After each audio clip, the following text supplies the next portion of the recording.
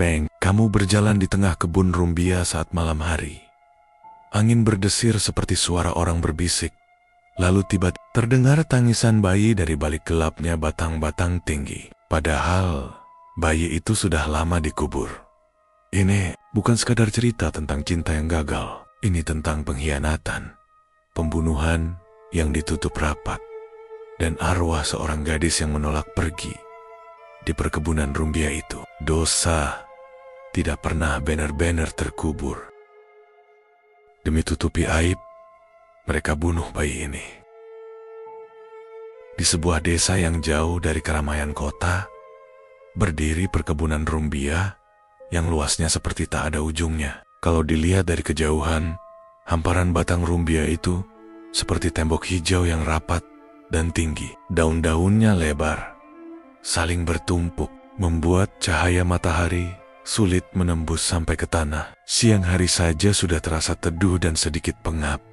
Apalagi kalau malam tiba, begitu matahari tenggelam dan kabut tipis mulai turun. Kebun itu berubah jadi tempat paling sunyi sekaligus paling menyeramkan di seluruh desa. Orang-orang desa selalu bilang, angin di kebun rumbia punya suara sendiri, bukan sekadar desiran biasa. Kadang terdengar seperti bisikan panjang yang tak jelas kata-katanya.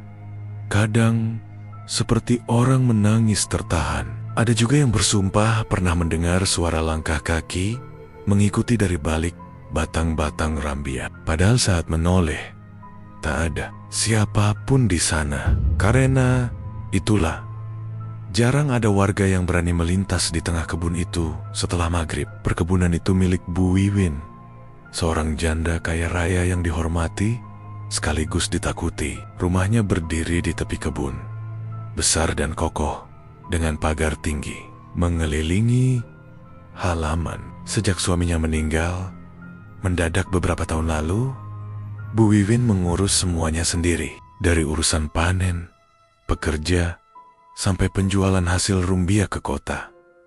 Banyak orang kagum pada ketegasannya, tapi tak sedikit juga yang merasa ngeri dengan cara dia memandang. Dingin dan sulit ditebak. Bu Wiwin sangat menjaga nama baik keluarga. Bagi dia, kehormatan lebih mahal daripada uang. Siapapun yang berani mencoreng nama keluarga akan berhadapan langsung dengan dirinya. Dan semua orang di desa tahu, berurusan dengan Bu Wiwin bukan hal yang menyenangkan. Bu Wiwin punya 2 anak perempuan. Yang sulung namanya Ayah. Wajah Ayah cantik, kulitnya cerah, rambutnya selalu tersisir rapi. Dia sudah menikah dengan Rusti dan tinggal serumah dengan Bu Wiwin. Dari luar, Ayah terlihat anggun dan sopan, tapi kalau diperhatikan lebih lama, ada sesuatu yang dingin disorot matanya. Seperti ada perasaan yang terus dia simpan dalam-dalam. Yang bungsu bernama Iren. Kalau orang desa membicarakan Iren, nada suara mereka selalu berubah jadi lebih lembut. Iren itu seperti bunga paling indah di kebun rumbia. Wajahnya lembut, tatapannya teduh, dan senyumnya bikin siapa saja luluh. Dia ramah pada siapapun, bahkan pada para pekerja kebun yang kadang diperlakukan keras oleh pengawas. Banyak pemuda desa diam-diam menyimpan rasa padanya, tapi tak ada yang berani mendekat terlalu jauh karena tahu Bu Wiwin sangat protektif. Sejak kecil, Ayah selalu merasa hidupnya dibandingkan dengan Iren. Kalau Iren mendapat pujian, Ayah merasa dia diabaikan. Kalau Iren tersenyum dan orang-orang memujinya, Ayah hanya diam dengan rahang mengeras. Rasa iri itu tumbuh pelan-pelan, seperti bara kecil yang tak terlihat, tapi terus menyala di dalam dada. Suami Ayah, Rusti, dikenal temperamental. Badannya besar, bahunya lebar, dan suaranya berat. Kalau tertawa terdengar kasar, kalau marah lebih mengerikan lagi. Dia sering terlihat pulang dalam keadaan mabuk. Langkahnya sempoyongan melewati kebun rumbia yang gelap. Tak jarang pekerja kebun jadi sasaran amarahnya. Tapi karena dia menantu Bu Wiwin dan tangan kanannya dalam urusan kebun, tak ada yang berani. Suasana desa yang tenang mulai berubah suatu sore ketika seseorang datang dari arah dermaga kecil di sungai. Seorang pemuda dengan tas lusuh di punggung dan wajah yang sedikit lebih matang dari dulu. Namanya Dion. Dion adalah teman masa kecil Irene. Mereka tumbuh bersama, bermain di tepi sungai, berlari di sela batang rumbia saat masih kecil.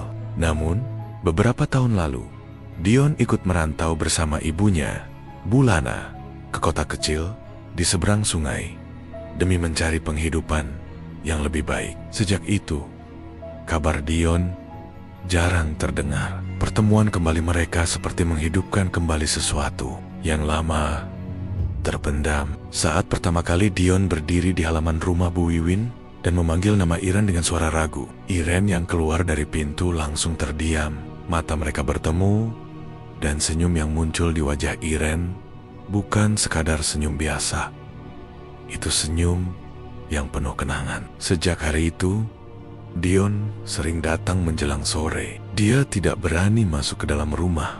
Dia hanya berdiri di luar, dekat jendela kamar Irene yang menghadap kebun. Dari balik jendela itulah, mereka berbincang pelan, tertawa kecil, mengingat masa kecil, bercerita tentang kota, dan mimpi-mimpi yang dulu pernah mereka susun bersama. Dion bercerita bahwa dia ingin bekerja lebih giat, mengumpulkan uang, dan suatu hari datang melamar Irene secara terhormat. Irene mendengarkan dengan mata berbinar. Untuk pertama kalinya sejak lama, dia merasa punya masa depan yang jelas. Namun, kebahagiaan kecil itu ternyata tak luput dari perhatian. Suatu malam, ketika angin berembus lebih kencang dari biasanya, dan suara daun rumbia berdesir panjang, seperti bisikan marah, Rusdi memergoki Dion berdiri di bawah jendela kamar Irene. Tanpa banyak tanya, Rusdi langsung menyeret Dion ke tengah halaman. Tangan besarnya menghantam wajah Dion berkali-kali. Suara pukulan terdengar jelas di antara sunyinya malam. Tubuh Dion terkapar di tanah. Darah mengalir dari sudut bibirnya. Beberapa pekerja yang melihat dari jauh tak berani mendekat. "Jangan pernah sentuh adik iparku lagi," bentak Rusdi dengan napas memburu. Dari balik jendela, Aaron hanya bisa menangis.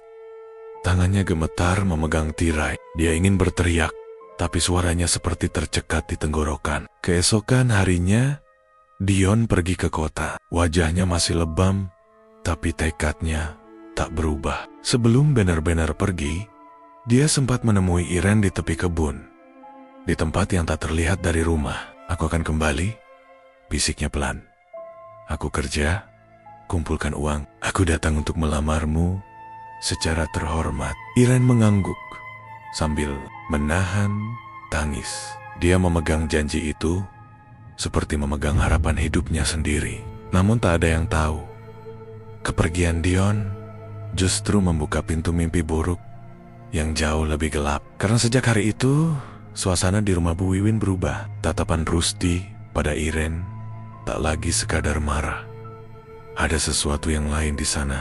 Sesuatu yang membuat udara di dalam rumah besar itu terasa semakin pengap. Seolah kebun rumbia di luar sedang menahan napas, menunggu tragedi yang sebentar lagi akan terjadi. Beberapa bulan setelah Dion pergi, rumah besar di tepi perkebunan rumbia itu terasa lebih sepi dari biasanya. Tak ada lagi sosok pemuda yang berdiri di bawah jendela. Tak ada lagi tawa kecil yang disembunyikan di balik tirai. Irene menjalani hari-harinya dengan menunggu kabar yang tak kunjung datang. Sesekali dia duduk di tepi kebun, memandangi jalan setapak yang dulu dilewati Dion, berharap melihat bayangan yang dikenalnya. Suatu pagi, Bu Wiwin dan Ayah mendapat kabar soal urusan penjualan hasil rumbia yang mengharuskan mereka pergi keluar desa selama beberapa hari. Biasanya, mereka tak pernah meninggalkan rumah tanpa pengawasan ketat. Tapi kali itu, mereka tak punya pilihan. Rumah besar itu pun ditinggalkan dalam pengawasan Rusdi dan Irene. Malam pertama terasa biasa. Irene mengunci pintu kamarnya lebih awal. Dia mencoba tidur, meski perasaan tak enak mulai merayap di dada. Di luar, suara daun rumbia bergesekan pelan, seperti orang berbisik pelan-pelan. Rusdi terdengar mondar-mondir di ruang tengah. Langkahnya berat, Kadang berhenti tepat di depan pintu kamar Iren, lalu menjauh lagi. Iren menganggap itu hanya perasaannya saja.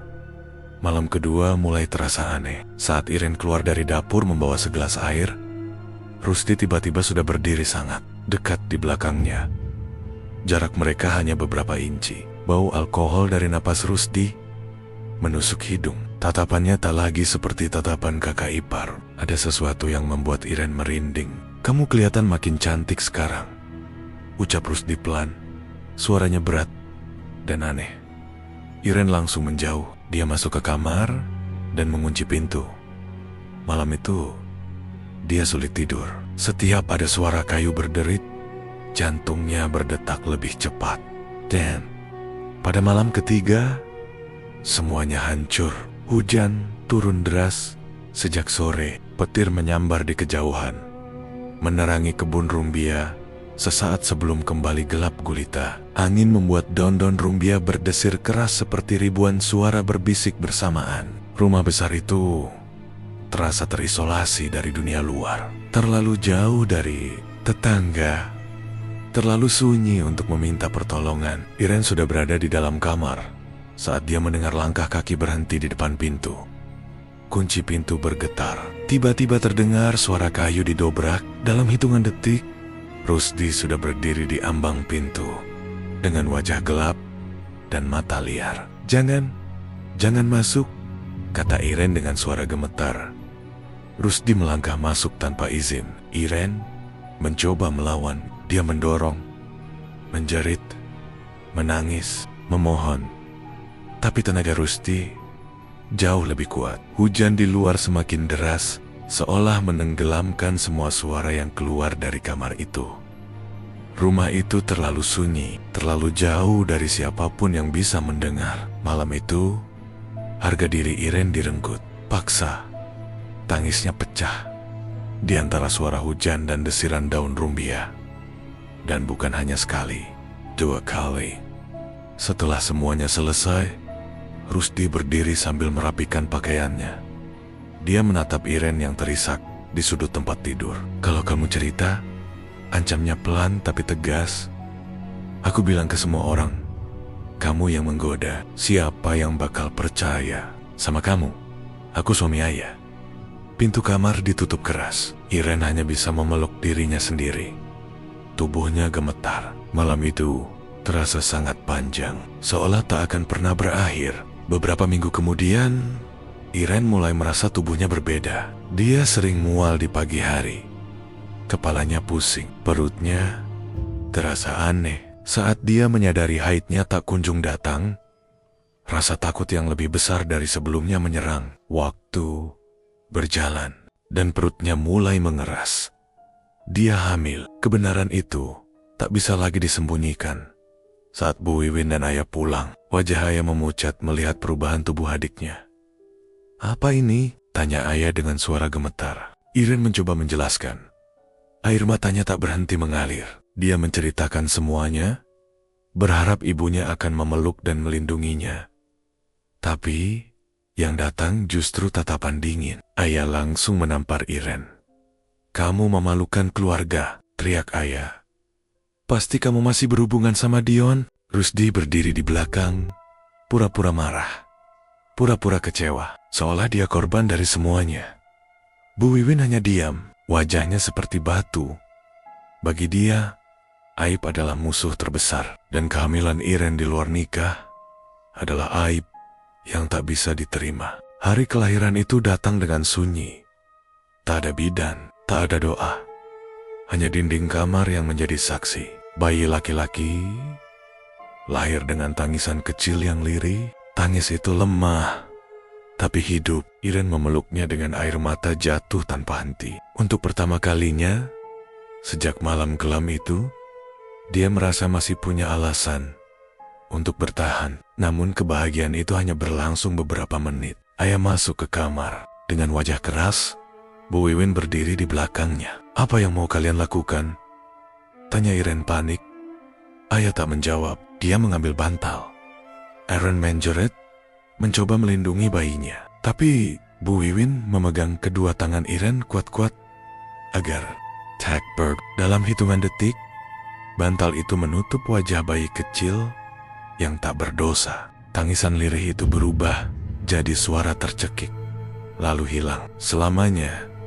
Jeritan Iren menggema di dalam rumah. Dia meronta, menangis histeris. Tapi tak ada yang datang, tak ada yang peduli. Sejak malam itu, Iren berubah. Tatapannya kosong. Dia sering duduk di depan jendela, menatap kebun rumbia berjam-jam, tanpa bicara. Kadang, bibirnya bergerak seperti berbicara pada seseorang yang tak terlihat. Ayah semakin kejam. Setiap hari ada saja alasan untuk menyiksa Iren. Dicubit, dipukul, dihina. Kata-kata kasar dilemparkan tanpa henti. Rusdi hanya menonton dengan senyum tipis. Hingga suatu malam, pertengkaran hebat terjadi di ruang tengah. Iren yang sudah tak kuat akhirnya berani melawan. Dia berteriak, menyebut nama Rusdi, menyebut dosa yang mereka lakukan. Ayah yang kalap langsung mendorong Iren ke lantai. Tangannya mencengkeram leher adiknya. "Diam!" teriak ayah. Iren berusaha melepaskan cekikan itu. Kakinya menendang, tangannya meraba udara, tapi cekikan itu tak dilepas. Sampai tubuh Iren benar-benar lemas. Hening menyelimuti rumah. Hanya suara napas berat ayah yang terdengar. Malam itu juga, Rusdi dan Bu Wiwin membawa tubuh Iren ke tengah kebun rumbia. Tanah digali dengan tergesa. Jasad itu dikuburkan tanpa nisan, tanpa doa, hanya ditutup tanah basah dan daun-daun kering. Mereka pikir semua selesai. Mereka salah. Malam pertama setelah pemakaman, terdengar suara bayi menangis dari arah kebun. Tangis lirih yang menusuk telinga. Malam kedua, terdengar suara perempuan tertawa pelan, seperti orang yang menahan sakit. Dan malam ketiga, ayah yang terbangun karena suara langkah di luar rumah, melihat sesuatu di antara batang-batang rambia. Sosok perempuan berdiri diam. Pakaian putihnya kotor oleh tanah. Kepalanya miring ke satu sisi, lehernya seperti patah, dan matanya kosong, menatap lurus ke arah rumah. Sejak saat itu, kebun rumbia tak pernah lagi benar-benar sunyi. Beberapa tahun kemudian, Dion kembali ke desa itu dengan langkah yang lebih berat dari sebelumnya. Wajahnya penuh harap. Meski hidup di kota sudah mengajarinya banyak hal tentang kerasnya dunia. Dia datang dengan pakaian sederhana, membawa tas tua yang dulu juga dia bawa saat pergi. Di kepalanya hanya ada satu tujuan: menepati janji yang dulu dia ucapkan di tepi kebun rumbia. Namun begitu menjejakkan kaki di dermaga kecil desa, suasana terasa berbeda. Tatapan orang-orang tak lagi hangat. Bisik-bisik terdengar setiap kali. Tieluk, beberapa ibu-ibu berhenti menumbuk padi dan menatapnya dengan ekspresi campur aduk antara iba dan takut. Iren sudah tiada. Akhirnya, seorang lelaki tua berani berbisik pelan. Kalimat itu seperti menghantam dada Dion. Dia tak langsung percaya. Dia pikir itu hanya gosip desa yang salah arah. Dengan langkah cepat, dia mendatangi rumah besar milik Bu Wiwin. Rumah itu masih berdiri kokoh, tapi entah kenapa terlihat lebih suram. Katnya kusam, halamannya terasa dingin. Rusdi yang membuka pintu. Tatapan mereka bertemu. Ada senyum miring di wajah Rusdi, senyum yang penuh ejekan. "Kamu datang juga akhirnya," ucap Rusdi santai. "Di mana Iren?" Suara Dion bergetar. Rusdi malah tertawa pendek. Perempuan murahan itu sudah mati. Dion merasa telinganya berdengung. "Apa maksud kamu?" Rusdi melangkah mendekat. "Dia hamil. Katanya anak kamu. Memalukan keluarga. Mati karena malu." Mungkin kata-kata itu menusuk lebih dalam dari pisau. Dion melihat kebohongan di mata Rusdi. Amarah yang selama ini dia tahan akhirnya meledak. Dia mendorong Rusdi hingga terjatuh. Rusdi bangkit dan langsung memukul balik. Perkelahian berdarah tak terhindarkan di halaman rumah itu. Pukulan demi pukulan mendarat tanpa ampun. Dion yang bertahan-tahan bekerja kasar di kota punya tenaga yang tak bisa diremehkan. Tapi Rusdi juga bukan lawan ringan. Saat tubuh mereka bergulat di tanah, pisau kecil yang biasa digunakan Rusdi untuk memotong tali terjatuh dari pinggangnya. Tanpa pikir panjang, Dion meraihnya. Dalam keadaan kalap dan dipenuhi amarah, dia menusukkan pisau itu tepat ke dada Rusdi. Tubuh Rusdi mendadak kaku. Matanya membelalak, darah mengalir cepat membasahi tanah halaman. Rusdi ambruk dan tak pernah bangun lagi. Dion ditangkap hari itu juga. Tak ada yang membelanya, tak ada yang mau mendengar ceritanya. Pengadilan berjalan cepat dan dia dijatuhi hukuman 5 tahun penjara. Di dalam sel, hidupnya seperti neraka kedua. Dia sering menjadi sasaran kekerasan sesama narapidana. Wajahnya rusak karena pukulan. Bekas luka menghiasi pipi dan dahinya. Tubuhnya penuh memar dan goresan. Tapi semua rasa sakit itu tak sebanding dengan rasa hancur di dalam hatinya. Setiap malam, dia memejamkan mata sambil membayangkan Iren. Senyumnya, tawanya, janji yang tak sempat dia tepati. 5 tahun berlalu, lambat. Saat akhirnya dia bebas, tubuhnya lebih kurus, wajahnya berubah. Orang-orang yang melihatnya mungkin tak langsung mengenali bahwa dia adalah Dion yang dulu penuh semangat. Hal pertama yang dia lakukan adalah kembali ke kebun rumbia. Perkebunan itu kini terasa lebih liar, banyak bagian tak terurus. Daun-daunnya tumbuh semakin rapat, membuat cahaya sulit masuk. Angin berdesir panjang, seolah menyambut kepulangannya dengan suara yang aneh. Seorang pekerja tua akhirnya menunjukkan tempat yang selama ini disembunyikan. Di tengah kebun, ada gundukan tanah kecil yang nyaris tertutup rumput liar. Di situ, dia dikubur. Bisik pekerja itu pelan. Sebelum pergi terburu-buru, Dion berlutut di depan gundukan itu. Tangannya menyentuh tanah yang dingin. Tak ada nisan, tak ada nama, hanya tanah dan kesunyian. Air matanya jatuh tanpa suara. Sejak malam itu, keanehan makin menjadi di rumah Bu Wiwin. Ayah yang selama ini terlihat kuat mendadak mengalami hal aneh. Suatu pagi, dia bangun dan tangannya tak bisa digerakkan. Awalnya, hanya kesemutan, lalu mati rasa, hingga akhirnya lumpuh total. Dokter dari kota didatangkan, tapi tak ada yang bisa menjelaskan penyebabnya. Setiap malam, jeritan ayah memecah kesunyian rumah. Dia melihat Iren duduk di sudut kamar, kadang berdiri di depan pintu, menatap tanpa berkedip. Kadang muncul di jendela, dengan kepala miring ke satu sisi, lehernya tampak tak wajar seperti patah, dan senyum tipis yang menyeramkan menghiasi wajah pucatnya. Aku gak salah, aku gak salah. Ayah sering bergumam sambil menangis, tapi sosok itu tak pernah menjawab.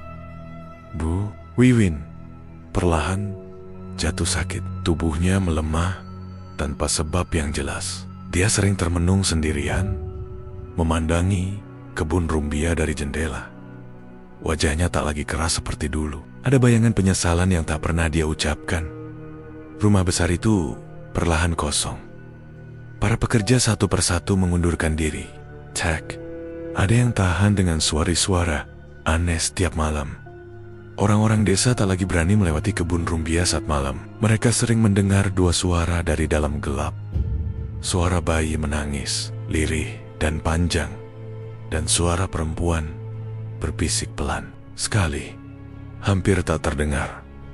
Kenapa kalian bunuh aku? Ayah meninggal dalam keadaan ketakutan. Tangannya tetap lumpuh. Sampai akhir, saat napas terakhirnya keluar, dia menatap sudut kamar dengan mata terbelalak, seolah melihat sesuatu yang tak terlihat orang lain. Bu Wiwin menyusul tak lama kemudian, di ronjongnya. Sebelum mengembuskan napas terakhir, dia sempat berbisik pelan. Maafkan, Ibu, tapi tak ada yang tahu untuk siapa permintaan maaf itu. Kini, perkebunan rumbia itu benar-benar terbengkalai. Rumah besar itu kosong. Jendelanya berdebu. Pintunya berderit setiap kali tertiup angin. Kalau malam tiba dan angin berembus kencang, daun-daunnya berdesir seperti suara seseorang berjalan di antara batang-batang tinggi. Kadang terdengar seperti langkah kaki mengikuti siapapun yang berani masuk terlalu jauh. Orang desa percaya, Iren tidak pernah benar-benar pergi. Dia hanya menunggu siapapun yang berani menginjak tanah yang menyimpan darah dan tangisnya. Karena ada satu hal yang tak pernah bisa dikubur dalam tanah dosa. Dan kadang, alam punya caranya sendiri untuk membalasnya. Dan cerita pun tamat.